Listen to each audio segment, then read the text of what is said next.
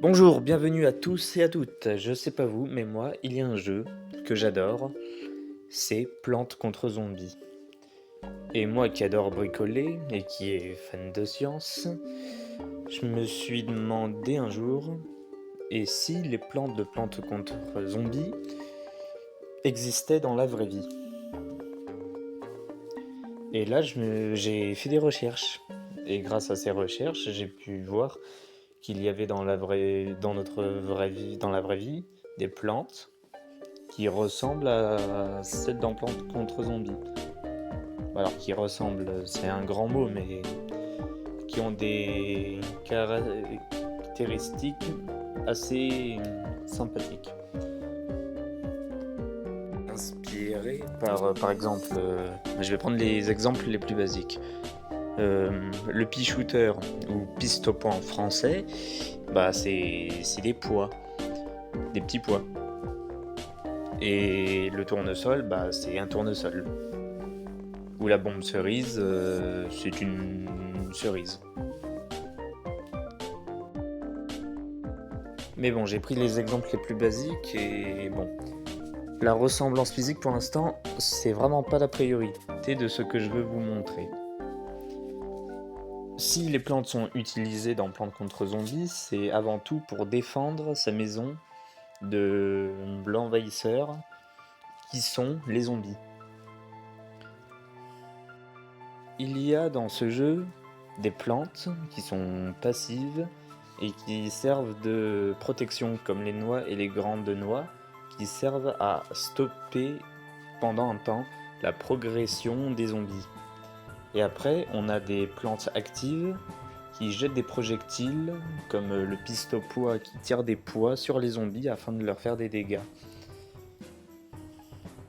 Et justement, c'est cette ressemblance avec le pistopois que je vais prendre. Car en effet, dans notre monde, il existe quelques plantes qui ont la capacité d'exploser ou même de projeter à grande vitesse leurs graines sur plusieurs mètres afin de disperser leurs graines. Et oui. Par exemple, on a l'impatience balfouri ou balsamine qui, à un simple contact, quand la gousse est bien mûre, celle-ci explose. Je vous mets une image. Et avec ça, eh bien, on peut faire un rapprochement avec la bombe cerise. On a aussi le concombre d'âne, ou Ecballium elaterium. Et dans cette petite gousse, il y a une pression d'environ 6 bars. Et elle peut projeter ses graines à une distance de 10 mètres. Voici une image. Et oui, ce sont de véritables plantes qui existent. Mais on a encore, sinon, le spartier ou genêt d'Espagne, qui peut éjecter ses graines à 3 mètres de distance. On l'appelle encore joncier. Et ces graines sont hautement toxiques. De quoi empoisonner les zombies et bien se défendre en cas d'apocalypse. Voilà, c'était quelques exemples de véritables plantes à utiliser en cas d'apocalypse zombie.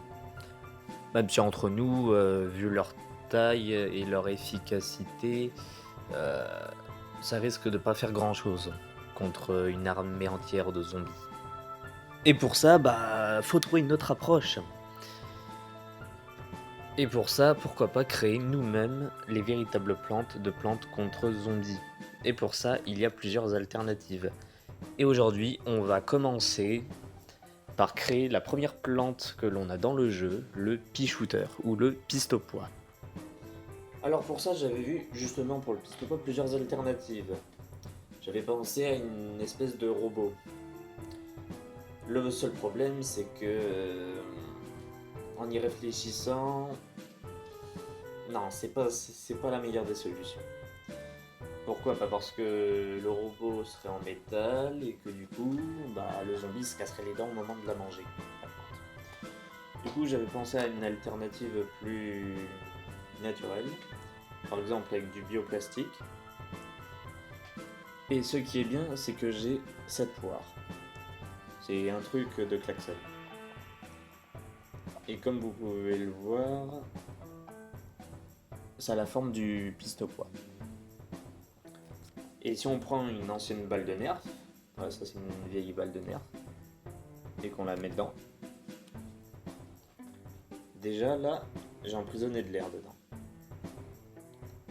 Et si je fais ça, ça part super vite.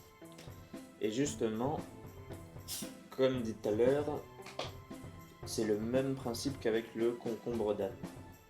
Où justement, la plante utilise, pour se mettre sous pression, un gaz. Par contre, lequel est-ce, je ne sais pas, peut-être du CO2 ou du méthane, mais ça m'étonnerait. Plus du CO2. Du coup, il faut que la plante déjà soit sous pression. Et après, que la plante, grâce à l'eau qu'elle absorbe, se contracte afin de faire expulser la graine à grande vitesse. Comme ça. Donc voilà, ça c'était déjà ça. Après, il y a aussi